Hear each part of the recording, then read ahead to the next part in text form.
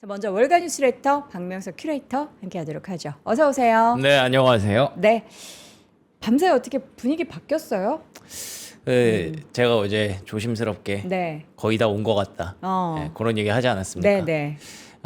근데 그러고 나서 어제 국내 증시가 또 아주 힘들어서, 그래서 좀 걱정을 했는데 네. 다행히 미국장은 반도체가 많이 올랐습니다. 뭐 물론 시장 전체가 좋았던 건 아니에요. 아까 말씀해주신 대로 이제 전쟁과 관련된 트러블도 또 한 번 생겼고, 그리고 지금도 또 추가 공습을 한다는 얘기가 장 끝나고 또 전해지더라고요. 그래서 유가가 계속 상방을 바라보고 있는 상황이고, 그런데다가 FOMC 의사록 공개된 가운데 거기서 이제 약간은 좀 매파적으로 해석할 여지들이 분명히 있었거든요. 그래서 금리가 또 튀었습니다. 그 금리는 유가 올라가면서 튀고, 거기다가 FOMC 의사록 합쳐서 더 튀고, 이러니까 시장 전반적으로 부담감이 좀 있었는데도 불구하고 그럼 오늘도 진짜 많이 힘들겠다. 심지어 국내 증시 이렇게 팍 퍼졌으니까 거기에 이 세 가지 악재가 미국 증시의 반도체에게 더해질 수 있었는데, 그럼에도 불구하고 좀 올라왔다라는 것에 대해서는 저는 그래서 약간의 좀 긍정적인 시선을 계속 유지해도 되지 않을까. 그러니까 어제 제가 조심스럽게 말씀드렸던 그 의견에 조금 더 힘이 좀 더 생겼습니다. 근데 사실 반도체가 올라온 이유는 저는 뭐 가능성은 크게 세 가지 정도로 보거든요. 뭐예요? 첫 번째로는 어제 말씀드렸던 어떤 이제 리밸런싱 과정에서 소프트웨어가 많이 퍼졌다가 그게 좀 올라왔잖아요. 빅테크를 비롯해서. 이제 그게 어느 정도 조금 마무리되지 않았을까에 대한 추론. 첫 번째고, 그리고 두 번째가 이슈가 있었죠. 아까 말씀해 주신 대로 네. 엔비디아, 또 브로드컴 이런 종목들 큰 형님들이 이슈가 있어서 쫙 올라갔기 때문에 반도체 지수가 많이 올라왔거든요. 네. 그래서 분위기가 좀 개선된 것도 있을 거고, 그리고 세 번째로는 오히려 우리가 잘 생각해 보면 한창 전쟁 때문에 걱정하고 있었을 때 제일 좋았던 섹터가 AI 인프라 섹터거든요. AI 하드웨어 섹터. 그래서 오히려 시장의 불확실성이 좀 커져서 반도체 쪽으로 좀 이동했을 수도 있어요. 근데 이 세 가지 시나리오가 뭐가 됐든 간에 어찌됐든 지금 시장의 선택지가 반도체로 다시 조금은 옮겨갔다라는 건 틀린 것이 아니기 때문에 그래서 오늘 뭐 또 국내 증시가 좀 변동성이 있을 수도 있겠죠. 근데 뭐 아무래도 요즘에 국내 증시는 좀 특수성이 좀 있는 것 같아요. 그리고 또 ADR 상장 문제도 있기 때문에. 근데 조금씩 이제 자신감이 조금씩 차오르면 그러면 이번 주 그리고 다음 주 가면서는 조금씩 힘이 좀 생기지 않을까라고 기대를 하고 있습니다. 네. 자, 그래서 지수 단의 흐름을 한번 보시면요. 네. 다우 지수는 1% 하락했지만 나스닥 지수는 강보합권으로 마감했습니다. 다우가 1% 밀렸다는 거, 이게 아무래도 전쟁 영향을 좀 받았다고 보거든요. 미국 현지에서는. 그래서 쭉 밀렸어야 되는데 그 오히려 나스닥은 올랐네 라는 측면에서 뭐 제가 말씀드렸던 그 세 번째 시나리오, 오히려 좀 불확실하니까 반도체 쪽으로 가자라는 흐름도 있었던 것 같고요. 그리고 첫 번째 시나리오인 리밸런싱 어느 정도 이제 슬슬 마무리됐나, 어제 기준으로 제가 다우 지수가 일본 기준으로 음봉이 좀 만들어졌다고 말씀드렸었잖아요. 근데 이틀 연속 이제 음봉이 조금씩 나오면서 다우도 사상 최고치까지 올라갔고, 그리고 어제 금융 섹터도 약간은 과매수권에 들어갔다라는 말씀 드렸었는데, 그게 이제 역으로 조금 작용하는 것도 있을 수 있을 것 같습니다. 자, 그리고 S&P 500은 0.3%의 하락, 러셀 2000은 0.9%의 하락이었고요. 보시는 것처럼 여기 반도체만 그린라이트였습니다. 브로드컴 4.8%, 엔비디아 3.6%, 그리고 장비주 괜찮았고요. 모처럼 반등했고, 샌디스크 6.7%, 아리스타 네트워크스 8.7%, 그리고 델도 3.5% 긍정적인 흐름 보여주면서 그러면은 이게 좀 리밸런싱이었으려나 라는 기대감을 좀 안게 해주는 그런 모습이었습니다. 물론 다른 종목들이 좀 빠져서 아쉽기는 한데 그래도 그만큼 많이 올라왔던 M7이었기 때문에 애플을 제외하면 조금 조정이 좀 나왔다 볼 수 있을 것 같고요.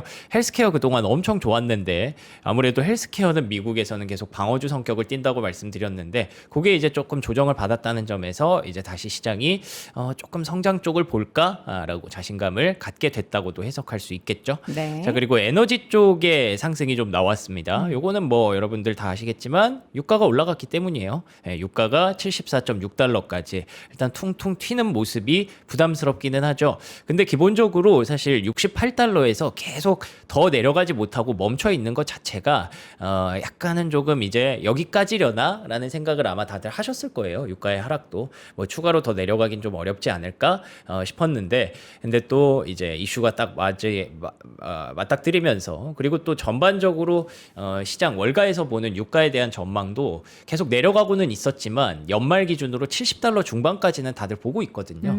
예, 그래서 이 정도는 뭐 전쟁 이슈가 없었다면 나올 수 있었던 그런 상승이었고, 여기서 뭐 80달러까지 추가로 터치하지 않으면 시장의 불확실성은 그렇게 커지진 않을 것으로 보고 있습니다. 자, 그래서 역설적으로 이제 달러는 떨어지는 거죠. 왜?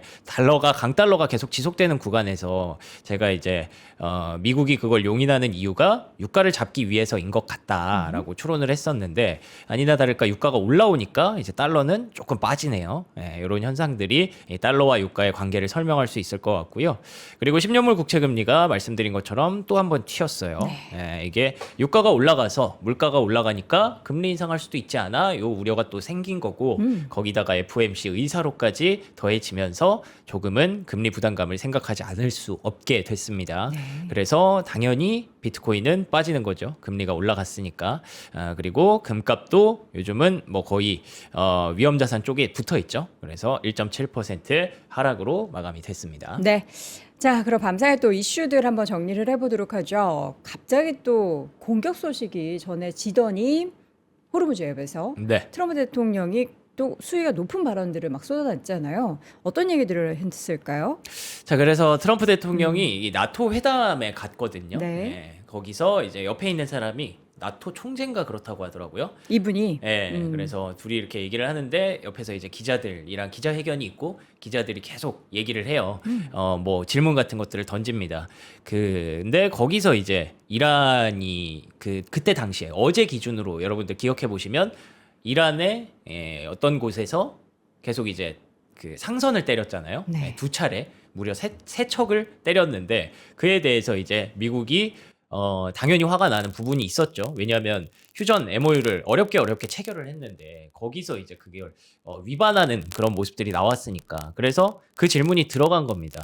그래서 이란과의 휴전은 끝났다고 생각한다 라는 폭풍 발언을 던지면서, 어제 그러니까 우리 국내 증시랑은 사실 많이 디커플링 됐었거든요. 그러니까 국내 증시에서 반도체 종목들이 많이 급락을 할 때 그때 미국의 종목들은 그래도 조금 버티고 있었거든요. 그런데 그게 이제 5시, 어제 저녁 5시 반 기준으로 많이 상황이 좀 달라졌습니다. 네. 그래서 그 5시 반부터는 그때부터 이게 나왔다고 보시면 되는 거예요. 네. 이 얘기가 나오면서 미국장도 쭉 시간 외에서 좀 빠지기 시작했다. 지금 소리 얘기하시는데, 그래서 좀 마이크 바꿨는데 어떻게 괜찮은지 모르겠네요. 괜찮습니까? 네, 저희 잠깐 마이크를 좀 바꿨습니다. 네. 네, 죄송합니다. 고장난 거 아닙니다. 네. 죄송합니다. 계속 내용 보죠. 자, 그래서 이제 그때 당시에 미국이 이 이란의 선박 공격에 대한 보복을 했다고 합니다. 그래서 미군이 이란에 대한 강력한 공습을 시작했다 라고 얘기를 했고요. 오늘 밤에도 이란을 다시 공격할 가능성이 높다라는 얘기까지. 안 괜찮다고 하는데 이거 계속 해도 되나요? 네, 일단은 뭐 저는 계속 할게요. 뭐 어쩔 수 저희 없으니. 소리가 다 괜찮아요? 네. 여기 약간 댓글이 조금 늦게 올라오거든요. 그래요? 시간차가 조금 있는데 한번 오디오 점검을 해보도록 하겠습니다. 네. 아침부터 저희가 좀 맑은 목소리를 전달드려야 되는데 오디오 상황이 살짝 이제 문제가 생긴 것 같아서 괜찮습니까? 지지직 소리 계속 날까요? 저희 지금 제작진들이 급하게 소리를 좀 정비를 하고 있습니다. 괜찮아요? 더 심해졌어요? 이거는 마이크 문제가 아니네요. 제가 들어보니까 마이크 문제가 아니고 네. 그냥 소리 자체의 어떤 우리 목소리가 나가고 있어요? 목소리 나오는데 송출 자체가 뭔가 조금 뭔가 있는 것 같습니다. 그래서 네. 뭐 저는 계속 할게요. 네. 이 지지직 소리는 마이크랑 관계 없으니까. 네. 자, 그래서 이제 미국이 이란의 선박 공격에 대한 보복을 했었고요. 오늘 밤에도 공격할 가능성이 높다라고 얘기를 하면서 시장의 불확실성을 유도를 했고요. 트럼프 대통령은 그런데다가 호르무즈 해협을 재봉쇄까지 할 수도 있다라는 얘기를 했습니다. 이거 검토 중이다. 어쩌면 뭐 해수 담수화 시설까지 공격해야 될지도 모르겠다라는 얘기를 하면서 부담감이 계속 이어졌고요. 그러면 이란 입장에서도 결국 또 공습을 받은 거니까 뭐 그들도 이제 뭔가 얘기를 했겠죠. 미국이 오히려 문제를 야기하고 있다. 그리고 우리도 호르무즈 해협을 봉쇄하려고 한다라는 얘기가 나왔습니다. 그래서 이 사이에 유가가 급반등을 했었고, 그리고 나서 이제 장 전에 그런 하방 압력이 계속 지속되면서 오늘 미국장도 조금 힘들겠다라고 했던 그런 모습이었는데, 그래도 이 정도면은 조금 잘 버텨냈고요. 어쨌든 시장 전반에는 이로 인해서 부담감이 좀 작용을 했지만 또 나름 선방하는 모습이 나타났다고 다들 평가를 하더라고요. 그 배경에 대해서 잠시 후에 말씀드리겠지만, 그리고 나서 이거는 장 끝나고 나온 얘기입니다. 미국 중부사령부가 추가 공습을 개시한다. 이 정도면은 원래 같았으면 원래라고 하기엔 좀 그렇고 한 2달 전만 됐어도 시장은 엄청나게 출렁거렸을 가능성이 높거든요. 근데 그럼에도 불구하고 나스닥도 올랐고 사실 S&P 500도 크게 빠진 건 아니잖아요. 그래서 에너지 가격 상승에 대한 우려가 급등했는데 그 배경은 여기서 찾아볼 수 있습니다. 트럼프 대통령의 전쟁이 재개될 것이라고까지는 생각하지 않는다.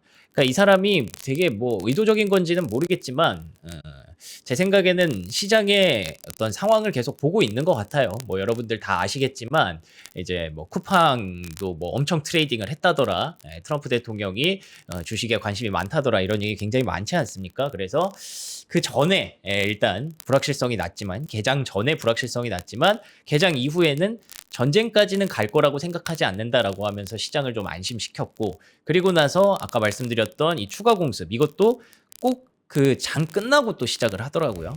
그런 부분이 우연의 일치는 아니지 않을까라고 개인적으로 생각을 하고 있고요. 그래서 JP모건에서도 미국과 이란이 모두 장기적인 분쟁을 원하지 않는다는 점에서 실질적으로 변한 상황은 없다. 바이탈 놀리지에서도 결국 트럼프 대통령의 상황을 생각해 보면 협상 타결만이 벗어날 수 있는 유일한 방법이다라고 보고 있습니다. 네. 자, 오디오 시스템에 저희가 좀 연결이 뭔가 문제가 좀 생겼던 것 같은데 요거 이제 괜찮아졌죠? 괜찮아졌다라고 댓글들이 좀 올라오네요. 불편을 끼쳐서 대단히 죄송합니다. 자, 그런데 이제 트럼프 대통령이 뭐 이제는 뭐 이란 얘기가 아니라 스페인과 아무것도 하고 싶지 않다. 네, 뭐 왜죠? 아까 말씀드렸던 고 음. 나토 그 총재랑 네. 했던 똑같은 자리예요. 근데 거기서 이제 스페인 여러분도 혹시 기억 나실지 모르겠지만 음. 이 이란과 전쟁이 굉장히 치열했을 때 네. 그때 스페인이 뭐 약간은 조금 미국을 배제하고 약간은 좀 이란 편에 서는 듯한 그런 스탠스를 좀 보였었잖아요. 그쵸. 그래서 유럽에서 열리는 나토 회담에 가서 나는 너네 스페인 싫더라 이러면서 아무것도 하고 싶지 않더라 이런 얘기를 했습니다. 그러면서 이제 뭔가 거기서 불확실성들이 또 계속 만들어질 뻔했어요. 뭐 예를 들면 스페인이랑 하기 싫다, 무역하기 싫다, 그리고 러시아 상황이 굉장히 러시아 부총리가 상황이 되게 복잡하다라고 얘기를 했는데 오히려 우크라이나 쪽에다가 패트리어트 요격 시스템을 트럼프 대통령이 허가해 준다는 얘기를 하기도 했었고, 그리고 그린란드 어제 얘기 잠깐 나왔잖아요. 그린란드는 결국 미국이 관리하는 게 맞는 것 같다라는 얘기를 했더니 이제 그린란드 총리가 그린란드는 매매 대상이 아니다 뭐 이런 얘기를 하면서 혹시 이게 또 좀 부담을 줄 수 있지 않을까라고 우려를 했었는데 막상 정상회담에서 나온 정상회담 관계자의 피셜을 보면은 나토 동맹국들한테 가서 동맹 관계를 유지하고 싶다고 말했답니다. 트럼프 대통령이. 네네. 그리고 스페인에 대한 비판을 되풀이하지 않았고 이란과의 잠정 합의하기를 언급하지 않았고 그린란드 문제를 언급하지 않았답니다. 네. 그러니까 이제 그 언론 앞에서는 굉장히 세게 이렇게 발언을 하고 막상 정상들을 만나서는 굳이 문제를 일으키지 않았던 거죠. 그래서 이런 지정학적 리스크들이 시장의 부담으로 작용했지만 또 한편으로는 곳곳에서 그거 별일 아니야라고 생각하는 그런 시선도 있었다라고 보시면 되겠네요. 어제 밤새도 FOMC 의사록이 공개가 됐는데 뭐 이 영향이 있었다고 봐야 될까요? 없었다고 봐야 될까요? 금리가 아까 보신 대로 튀었으니까 네. 예, 요건 영향이 없진 않았습니다. 금리 튄 게 유가 올라서 튄 건지, 뭐 이 예, 영향인 그쵸. 건지, 뭐 여러 가지 복합적이긴 했죠. 예, 그렇죠. 예, 그래서 사실 반반 정도라고 보고 있는데 네. 여기서 이제 그 FOMC 의사록이 뭐 여러분들 예전까지만 해도 불과 한 두 달 전까지만 해도 별로 안 중요했거든요.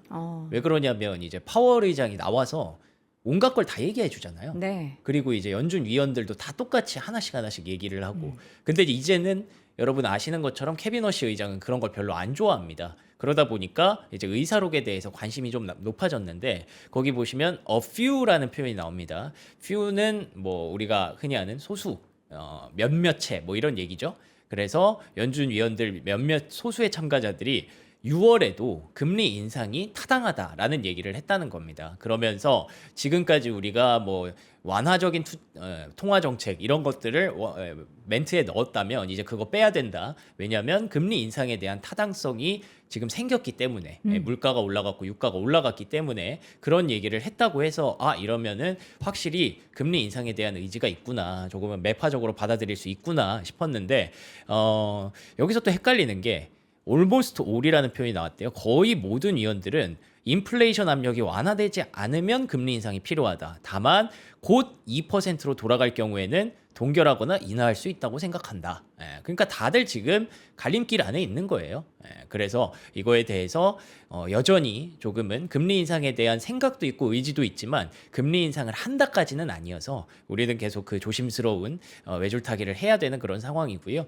뉴욕연은에서 어제 나왔던 기대 인플레이션 이후에 관련된 내용들이 나오는데 뭐 어쨌든 관세 압박도 있고 뭐 유가 압박도 있고 인플레이션 압박은 계속 지속되고 있다는 얘기를 합니다. 그래서 그냥 인플레이션은 그냥 상존한다고 보고 그거를 인위적으로 더 높이지만 않는다면 잡으려는 노력을 한다면 그러면 뭔가 시장이 그걸 또 알아주지 않을까 이렇게 우리는 인플레이션을 바라보는 게 맞을 것 같습니다. 그래서 연준의 연내 금리 인상 가능성은 한 60% 정도까지 높아졌다고 하고요. 이럴 때는 확실히 안정적인 선택지가 일부 포트폴리오에 필요하겠죠.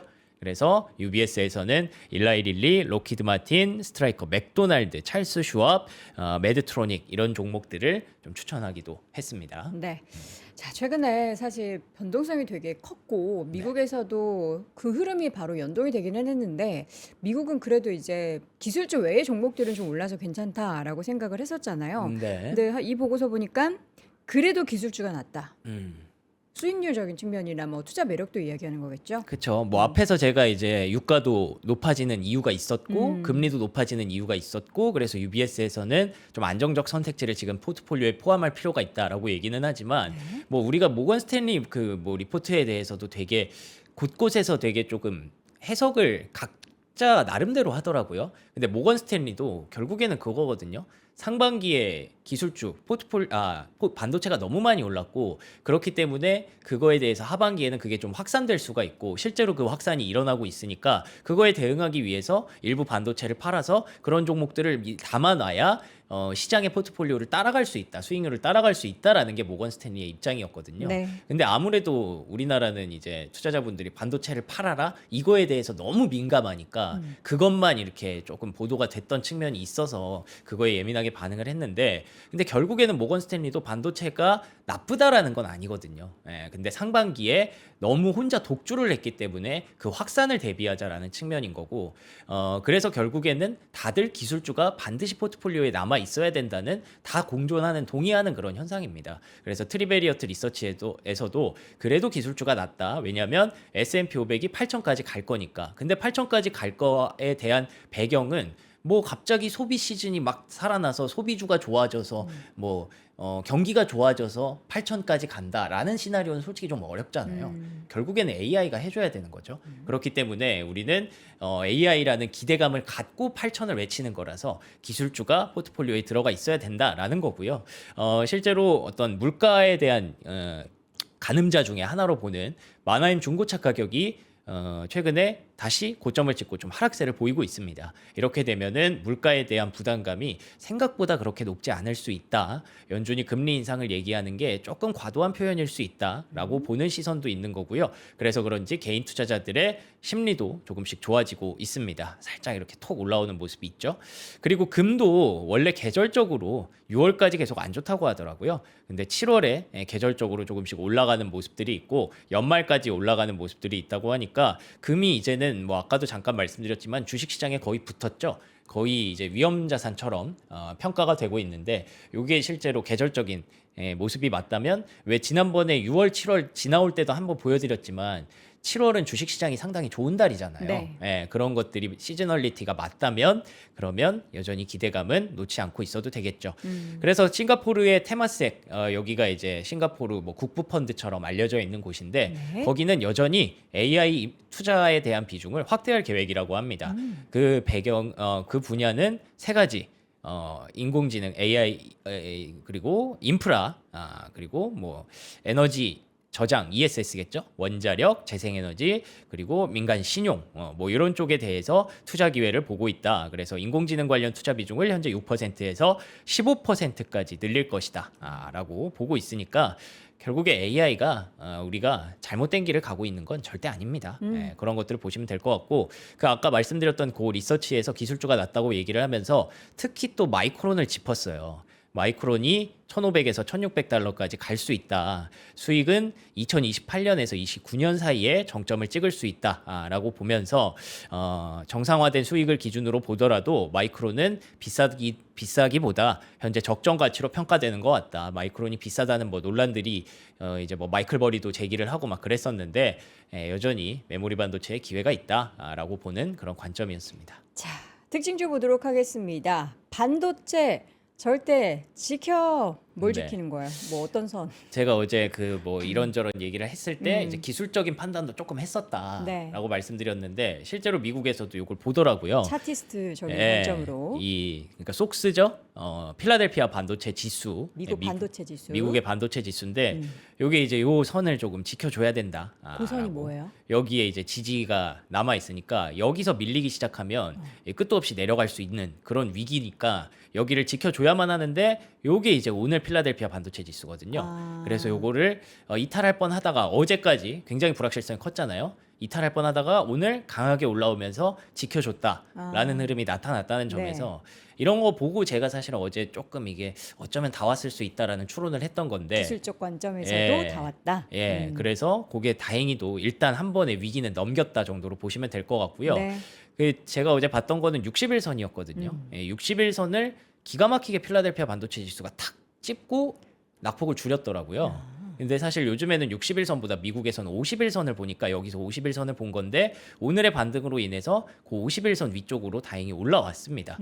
그래서 기술적으로도 뭐 이게 좋아졌다라고 표현할 수는 없지만 그래도 위기를 한번 넘겼다라고 보시면 될 것 같고요. 큰 형님들이 해줬죠. 엔비디아. 아, 이래서 엔비디아가 많이 올랐군요. 네, 중국의 H200 칩 구매 허용 가능성이 또 디인포메이션지를 통해서 보도가 됐습니다. 네. 뭐 또 제한적으로 구매 허용을 한대요. 알리바바, 바이트댄스, 딥시크 이렇게 주요 기업들 총 구매량은 20만 개 미만이 될 가능성이 있다라고는 합니다만 그래도 결국에는 중국이 스스로 하기에는 조금 한계가 있다. 속도 경쟁에서 좀 처질 수 있다라는 거를 인정을 하는 것 같기도 하고 뭐 이게 디인포메이션 자료라서 이게 오피셜은 아닙니다. 근데 어쨌든 이런 긍정적인 기대감이 엔비디아 주가를 밀어 올렸다 보시면 될 것 같고요. 그리고 실제로 싸요. 엔비디아 주가가 지금 22배 정도까지 내려와 있는데 원래 처음에 젠슨왕 2019년에 많이 젊었네요. 이때 이 GPU 들고 나올 때 22.5배였는데 그때보다 거꾸로 주가가 많이 올랐는데도 불구하고 밸류에이션은 거꾸로 떨어졌거든요. 그렇기 때문에 이런 부분들도 이제 다시 보게 하는 그런 모습이 됐던 것 같습니다. 자, 그리고 애플도 브로드컴에 300억 달러를 투자한다고 합니다. 이거는 원래 애플이랑 브로드컴이 협력 관계를 좀 연장했다라는 보도가 이미 지난주에 한번 나왔었는데 그 후속 보도가 나온 거예요. 그래서 그 중에서 얼마가 들어가느냐? 300억 달러가 들어간다. 결국에는 애플이 미국 내에서 반도체 제조 시설에 대해서 투자가 필요했는데 뭐 테슬라도 이제 테라팹 지을 거고 그런 모습들이 있는데 애플은 너무 가만히 있었잖아요. 그래 징징대기만 하고 그랬는데 이제는 브로드컴에 좀 적극적으로 투자를 하면서 이걸 좀 확장하겠다라고 하니까 엔비디아 올라가고 브로드컴이 올라가니까 이제 필라델피아 반도체 지수가 강하게 반등을 한 거죠. 그래서 모든 반도체가 오른 건 아니지만 어쨌든 위기 탈출을 하는 데는 큰 형님들이 좀 나서줬다 이렇게 보시면 될 것 같습니다. 네. 자, 메모리 안 끝났죠? 그래서 그 결국에는 이제 우리가 궁금한 거는 또 메모리 반도체지 않습니까? 그쵸. 근데 메모리 반도체도 주가가 괜찮았어요 오늘. 마이크론도 처음에 그 제가 아까 말씀드렸던 전쟁 위기가 막 불거졌을 때 어제 저녁 5시 반 기준으로 제 기억나는 게 마이크론이 시간에 5%또 추가 하락이 나오고 있었거든요. 근데 그거에 비해서 오늘 1% 상승이잖아요. 네. 그럼 무려 6%를 돌린 거예요. 예, 저점 간밤에. 대비. 예, 그렇기 때문에 거기서 좀 희망을 볼 수 있었던 거고 샌디스크는 실제로 본장에서 6%가 넘게 올랐습니다. 예, 그래서 하락 출발해서 그 정도 올렸으면은 확실히 미국의 반도체 종목들은 분위기가 조금 개선됐다라고도 판단할 수 있는 거고 그래서 끝났나에 대한 얘기에서 월가에서는 전혀 그런 공황의 징후, 뭐 AI가 끝났다라고 얘기할 징후는 아직 발견되지 않고 있다라고 보고 있습니다.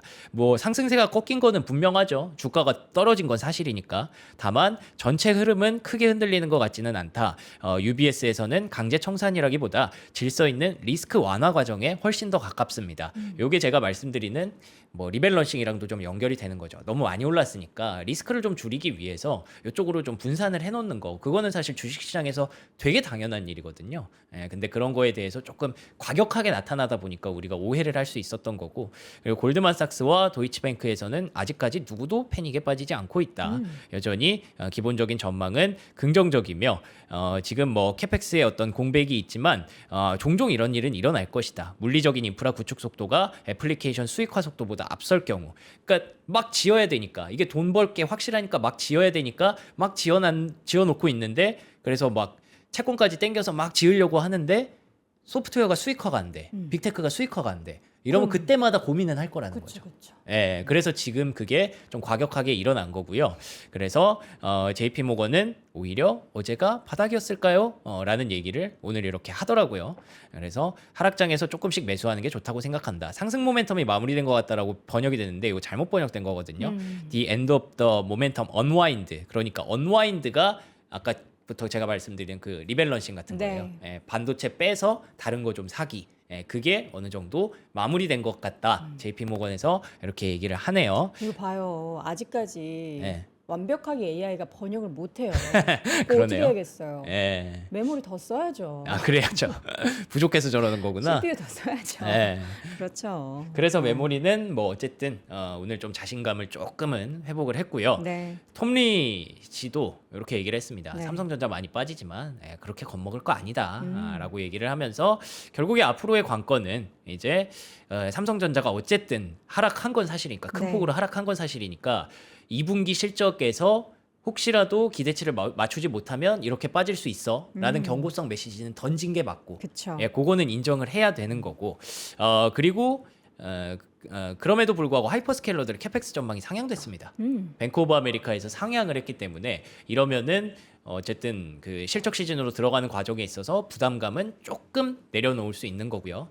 그리고 앞으로의 관건 중에 하나가 이 SK 하이닉스인데 저는 이것 때문에 어쩌면 국내 증시가 오늘은 조금 변동성이 또 미국장이랑 조금 디커플링이 될 수도 있다고 보는 게 이게 왜냐면 뭐 좋아요. 다 좋고 촉매제가 될 수 있을 것이다라고 보는데 이게 결국에는 뭐 수요가 엄청 좋았다고 하잖아요. 근데 이 공모가 목요일에 그 종가 기준으로 목요일 가격이 확정된 이후에 금요일부터 나스닥에서 거래가 되는 거거든요.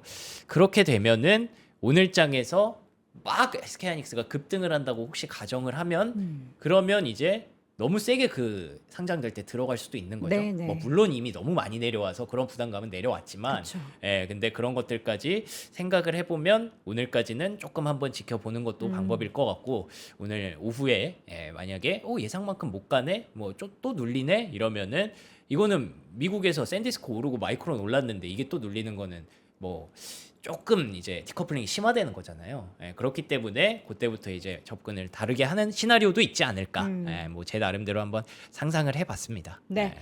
뱅크 오브 아메리카의 분석에 의하면 하이퍼스케일러 기업들의 캐펙스 전망을 상향 조정한다. 우리가 굉장히 기다렸던 얘기잖아요. 아, 이게. 네. 그거 넘어왔고 이제 M7 얘기로 넘어가겠습니다.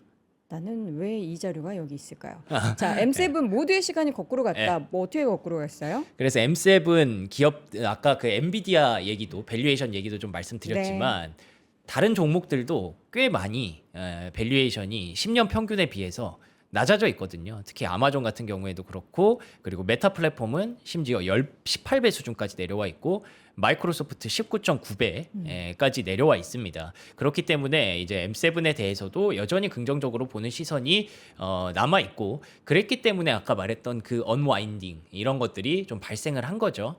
실제로 보면은 이 7개 종목이 나머지 493개 종목에 비해서 프리미엄을 계속 받고 있었는데 그 프리미엄이 20% 미만까지 떨어져 있더라고요.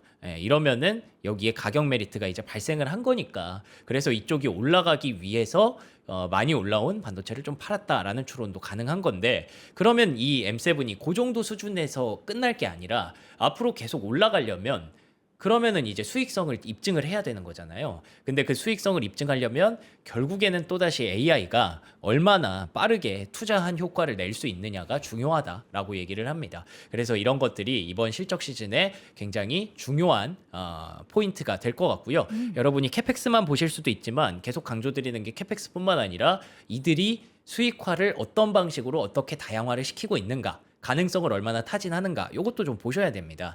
그래서 일단 첫 번째로 구글에서 나왔던 어제 긍정적인 기사 중에 하나는 웨이모 이게 그거죠. 자율주행 서비스 그거의 지역이 점점 확대되고 있다. 덴버와 라스베가스, 샌디에이고, 템파베이 이렇게 점점 확대되고 있다는 내용이었고요. 아마존은 뭐 문레이커 프로젝트라는 게 있다고 하더라고요.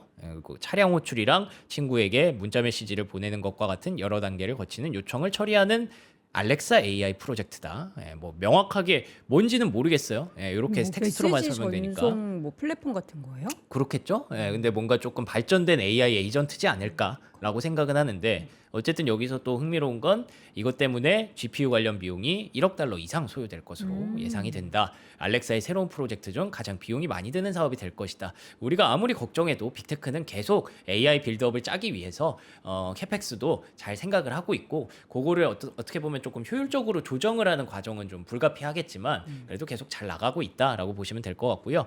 메타도 캐나다 데이터 센터에 100억 달러를 투자한다고 합니다. 전 이 소식이 제일 크게 와닿았는데 그럴 수 있죠. 사실 메타가 그동안 우리에게 힘들게 했던 내용들은 남으니까 더 데이터 센터 투자 안 하는 거 아니야 했는데 캐나다에 100억 달러 투자해서 이게 뭐 몇 번째 33번째라 그랬나? 몰라요. 뭐 몇 번째인지 모르겠네요. 투자다 막 이러면서 이게 나와서 전 그것만 눈에 보이더라고요.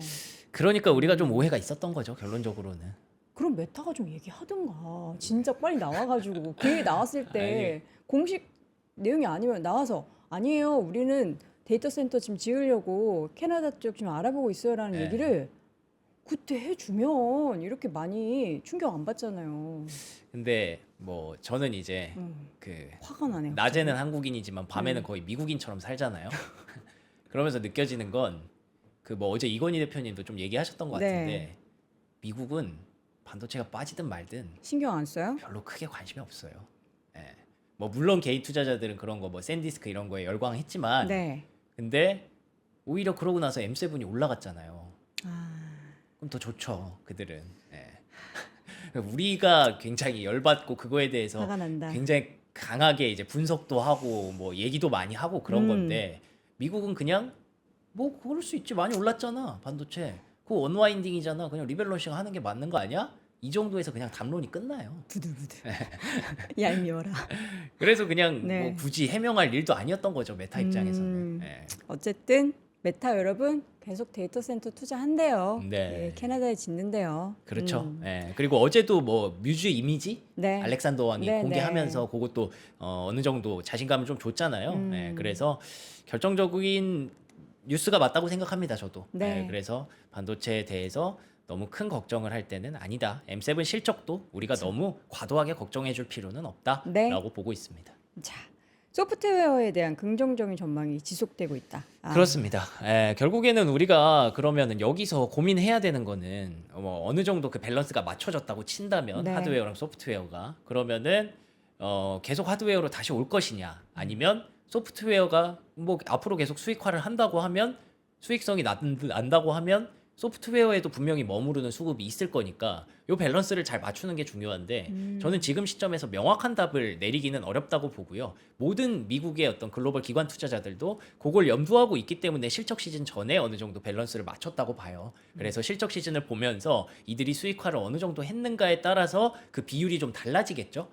근데 어찌됐든 소프트웨어 쪽에 대해서 아예 기대감이 없는 건 아니고 왜 우리도 반도체가 좋은 건 알지만 언젠가는 이게 소프트웨어가 돈을 벌기 시작하면 AI도 결국에는 소프트웨어를 갖고 돈을 벌기 위해서 이렇게 투자를 하는 거니까 언젠가는 거기가 더 세지겠네라는 생각을 하고 있잖아요. 근데 그 시점을 모르니까 그게 계속 이게 중간중간 밸런스가 이렇게 되는 거고 근데 그에 대한 긍정적 전망도 지금 계속 나오고 있는 건 사실입니다. 그래서 서비스나우에 대한 투자 의견도 매수로 상향됐고 왜 소프트웨어 다 죽을 것이다 라는 우려가 제프리스가 보기에는 너무 과장됐다.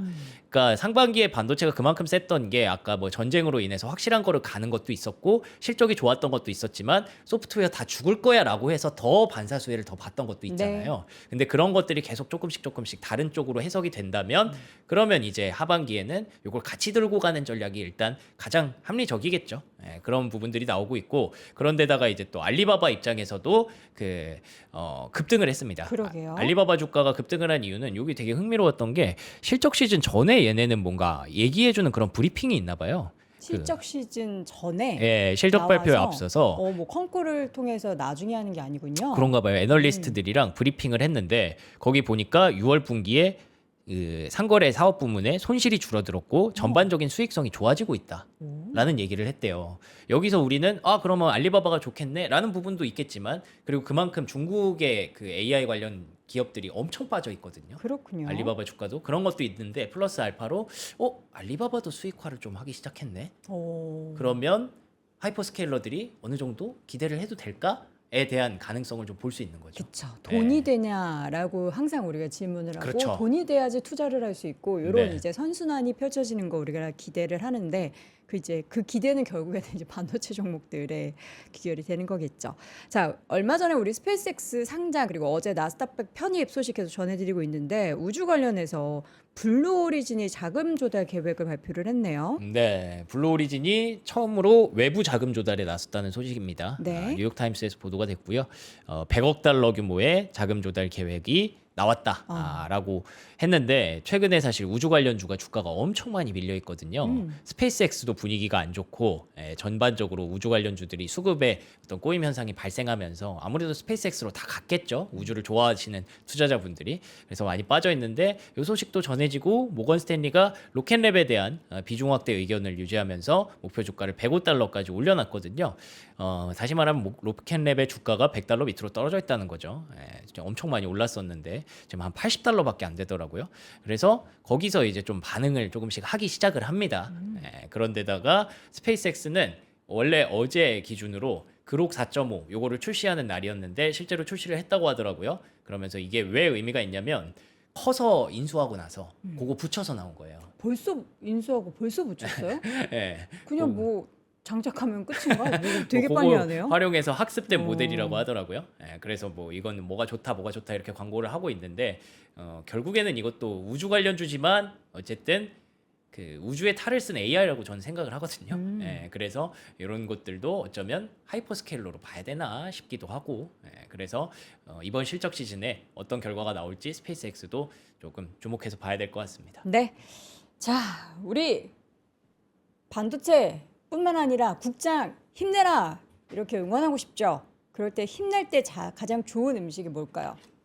장어입니다. 이야. 그래서 우리가 워커힐 호텔에 장어를 오늘 핫띠를 통해서 준비를 했습니다. 이게 또 초복도 다가오고 하니까 여러분들 이제 보양식 생각을 하실 텐데 제가 사실 어제 되게 늦게 잤거든요. 저녁에 늦게 스케줄이 있어서 12시에 잤는데 아침에 산보라트 이거 딱 보고서 나 이거 먹으면 오늘 하루 종일 힘나겠다 라는 생각이 들었습니다. 자, 오늘 워커힐 장어가 여러분들 4팩을 준비를 했고요. 요거 7만 원대예요. 한 마리당 1.5인분으로 구성을 했고 이게 나고야식 히치마부시. 여러분들 장어 좋아하시는 분들은 그 일본의 장어 덮밥 그 이름 아실 거예요. 아, 맛있겠다. 저 바로 앞에서 구워서 먹고 싶네. 자, 여러분 집에서도 즐기실 수 있는 워커힐. 어우, 장어 기름 떨어지는 것 봐. 아니 근데 저 솔직히 기대 안 했거든요.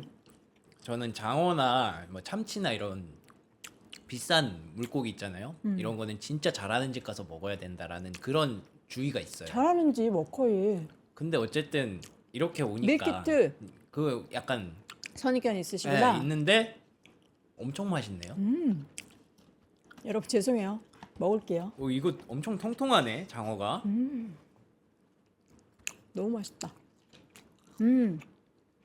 우리 매니저님 또 잘 구워주셨네. 그런 건가? 바삭하게. 맛있네 이거. 여러분 그냥 뭐 더 말할 거 있나요? 오늘은 미국에서 또 밤사이 있었던 코스피 야간 선물도 오르고 했으니까 저희 좀 쩝쩝소리 내면서 좀 먹을게요. 힘 좀 내면서. 근데 좀 아쉽다. 왜요? 이 껍질부터 바삭하게 구운 다음에 뒤로 뒤집었어야 되는데 이걸 위에서부터 이렇게 구웠네. 까탈스러워. 아하. 이거 메모하세요. 알아요. 여러분 우리 생선 구워서 드실 때 그 껍질을 되게 바삭하게 구우면은 좋아하는 분들이 있어요. 명성이도 그렇고 저도 사실 그렇거든요. 근데 저는 이게 생긴 거랑 다르게 되게 가리는 거 많아요. 되게 다 뭐 좋아할 것 같죠? 근데 비위가 약해가지고 생선 잘 못 먹는데 그래서 장어 조금만 비려도 못 먹어요. 근데 이게 지금 사실 구워두고서 꽤 시간이 지난 상태인데도 비리지 않고 진짜 맛있습니다. 명성님이 얘기한 대로 조금 더 바삭하게 구워주면은 진짜 식감도 바삭바삭하니 너무 맛있을 것 같고 여기다가 이제 그 있잖아요 생강 얹어가지고 근데 저는 또 여기 또 고추냉이 살짝 얹어 먹는 것도 좋아하거든요. 그래서 다 이게 여러분 맛있습니다. 맛있는 장어 타레 소스 쓱쓱 비벼서 한 그릇 보양식으로 완성할 수 있는 장어를 집에서 즐겨보시기 바랍니다. 79,000원에 저희가 준비를 했고요. 자 그리고 오늘 여러분 시장이 상승을 하는데 얼마나 상승을 했으면 좋겠나라는 그런 생각했어요. 저는 상방을 열어두지 않겠습니다. 무중력 상태로 그냥 둥둥둥둥 시장이 떠 있었으면 뭐예요? 좋겠어서 무중력 방석 지금 앉아 있는 거예요. 어? 오늘 되게 뭔가 떠 있는 느낌이었죠? 진짜. 이게 우리가 몰래 이렇게 설치를 해놨어요. 떠 있는 느낌으로 여러분 이제 둥둥 뜨시라고 여러분들의 자산도 많이 위로 뜨시라고 저희가 무중력 방석을 준비했습니다. 요거 프리미엄 제품이고요. 최초로 저희가 요거 무중력 방석을 7만 원대에 준비를 했습니다. 운전석에 혹은 오래 앉아 계시는 요새 이제 뭐 주식장 보시느라 의자에 오래 앉아 계시는 분들은 엉덩이에 그러다 큰일 나요. 그러면은 이제 뭔가를 설치해야 되는데 일반적인 방석 말고 나의 소중한 엉덩이에 무중력 방석을 한번 선사해 보시기 바랍니다. FDA라고 써 있네. FDA에서 뭐 인증받았대요. 오. 그리고 대한신경외과 의사회에서 공식으로 추천하는 그런 제품이고 밸런스온 프리미엄 쿨링 시트. 심지어 와. 시원해요. 엉덩이 땀 차잖아요. 와 이거 79,000원짜리네요. 고가의 프리미엄 제품이에요. 근데 그거를 저희가 가격을 훨씬 다운시켜가지고 조금이라도 더 앉아봐요. 특허 소재 베타젤이라는 게 내장돼 있어서 굉장히 편안하고 또 시원하게 방석을 즐기실 수가 있습니다. 자, 무중력 쿨링 방석 그리고 워커힐 장어 세트는 모두 영상 아래 링크 통해서 확인해 보시면 되겠고요. 잠시 후에는 저희 박승영 팀장님과 좀 전략 한번 짜보도록 하겠습니다. 뭐 팡팡 디스코 팡팡 하는 거예요. 자, 오늘 박명수 큐레이터 함께했습니다. 고맙습니다. 고맙습니다.